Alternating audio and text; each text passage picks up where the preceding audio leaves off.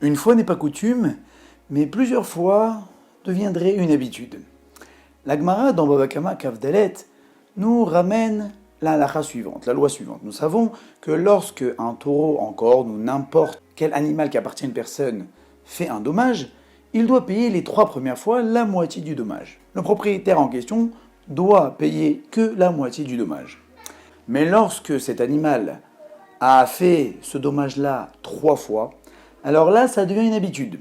Si bien que le propriétaire doit avoir plus de responsabilités, et la prochaine fois qu'il fera un dommage, il devra payer la totalité du dommage. Pourquoi ? Parce que cet animal-là est devenu un animal dangereux.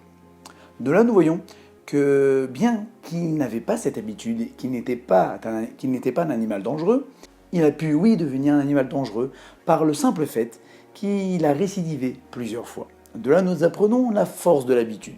La force de l'habitude peut être une bonne et une mauvaise chose. C'est-à-dire, une personne qui a une mauvaise habitude, qui a l'habitude de faire une avéra, ou il a eu l'habitude de se servir de ses mauvais traits de caractère, alors là, ça deviendra une seconde nature.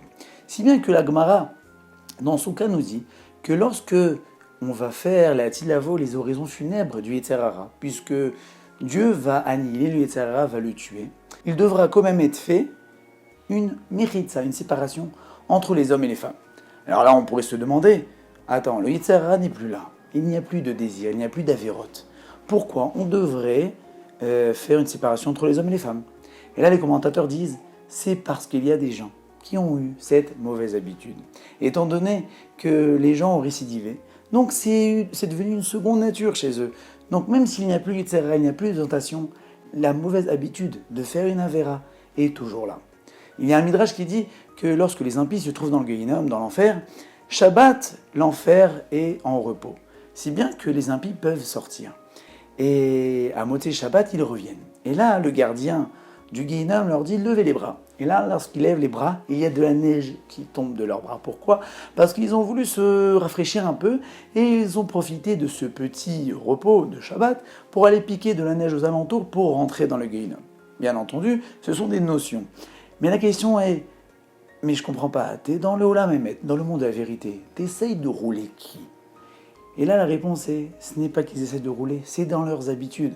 Nous croyons que lorsque nous faisons des avérotes ou lorsque nous avons des mauvaises habitudes, lorsque nous allons arriver à un certain âge, ou nous allons arriver après 120 ans, nous allons nous débarrasser de ces mauvaises habitudes. Non, pas du tout. Nous voyons des vieilles personnes qui ont gardé leurs mauvaises habitudes et qui ne peuvent plus changer. Alors il faut profiter que nous sommes plus ou moins modulables pour essayer de changer, d'enlever nos mauvaises habitudes et de prendre des bonnes habitudes. Mais les bonnes habitudes aussi peuvent être tangentes, c'est-à-dire, le Rav Dresser nous dit que nous savons que nous avons le libre arbitre. Maintenant, le libre arbitre peut se situer en avant ou en arrière, c'est-à-dire, par exemple, une personne, tous les matins, a du mal à se lever à la tefila ou mettre les tefilines. Donc là, son libre arbitre se trouve ici. Est-ce que je me lève pour mettre les tefilines ou je ne me lève pas ? Là, il y a la lutte entre son Yetzer Hara Tov, son bon penchant, et son Yetzer Hara, son mauvais penchant. Mais il y a des gens, eux, n'ont aucun problème, tous les matins se lèvent, peuvent mettre les tefilines sans aucun problème. Pourquoi ? Parce qu'ils ont été habitués. Leur lutte se trouve un peu plus loin, justement, c'est comme une guerre. Il y a 2 pays qui sont en guerre, et peu à peu, il y a un pays qui gagne l'autre, ils avancent, et donc il y a le territoire qui est déjà conquis, qu'il n'y a plus de guerre sur ce territoire, et ce n'est que dans d'autres territoires qu'il y a la guerre. Pareil, l'homme avec son mauvais penchant et son mauvais penchant. Grâce à ses habitudes, alors là, il gagne du terrain sur son Yetzer Hara, et du coup, il n'a plus de libre arbitre sur certaines choses, mais que sur d'autres choses. Et au fur et à mesure, il gagne du terrain. Et là, son libre arbitre, grâce au fait qu'il a acquis des bonnes habitudes, se situera sur d'autres points.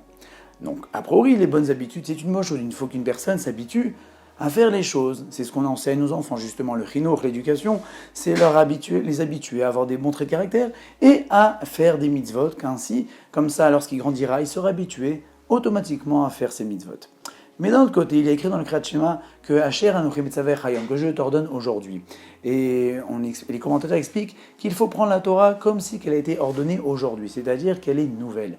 Il ne faut pas tomber sur l'habitude, parce que effectivement, une personne n'aura aucun mal à se lever le matin, à faire la tefila et les tefilines. Mais si il le fait comme d'habitude, à mettre des tefilines en 2 secondes, à faire la tefila en 10 minutes, alors cette bonne habitude ne lui a rien gagné. Il faut justement se servir de ces bonnes habitudes pour perdurer dans ses actions et de profiter donc justement de cette facilité à faire cette action et après d'y méditer. quelle est la raison de ces mitzvot, pour qui il fait ces mitzvot, et ainsi il va améliorer la qualité de ces mitzvot. Donc pour résumer, nous voyons l'importance des habitudes, aussi bien des mauvaises habitudes qui peuvent devenir une seconde nature et qu'il faut à tout prix se débarrasser de cette seconde nature tant que nous sommes modulables. Et dans un second temps, acquérir des bonnes habitudes, faire des mitzvot, faire des bonnes choses au fur et à mesure, même des petites choses mais qui viendront justement une seconde nature. Grâce à cette seconde nature, alors du coup, notre libre arbitre ne se situera plus sur ces points-là et nous aurons beaucoup plus de facilité à faire le mitzvot et ne pas faire d'avéroth.